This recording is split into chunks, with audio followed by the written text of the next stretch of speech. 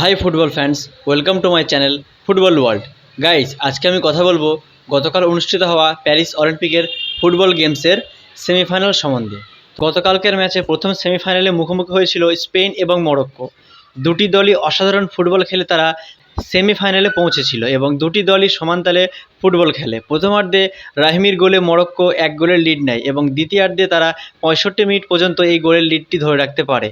দ্বিতীয়ার্ধে 65 মিনিটের পর ফার্মিন লোপেজ এক সুন্দর গোল করে স্পেনকে সমতায় ফিরিয়ে নিয়ে আসে।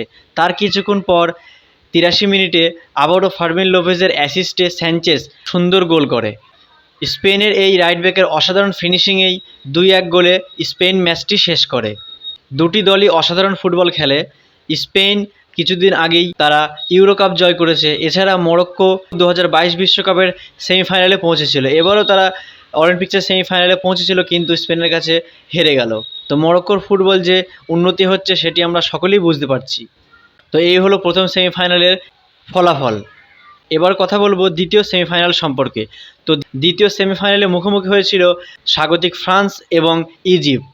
ইজিপ্টকে ফ্রান্স একদম উড়িয়ে দেওয়ার মতো তারা 3-1 গোলে ম্যাচটি জয়লাভ করে এবং স্বাগতিক দল হিসেবেই প্যারিস অলিম্পিক 2024 ফুটবল গেমসের ফাইনালে পৌঁছায় ফ্রান্স এবং স্পেন তারা ফাইনাল খেলবে প্যারিস 2024 অলিম্পিক্সে। ফ্রান্স এবং স্পেন দুটি দলই অসাধারণ ফুটবল খেলছে।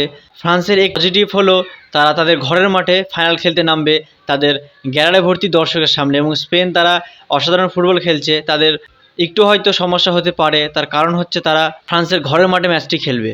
তো ফ্রান্স এবং স্পেনের মধ্যকার প্যারিস অলিম্পিক 2024 ফুটবল গেমসের ফাইনাল কে গোল্ড মেডেল জিতবে আমাকে কমেন্ট করে জানিও।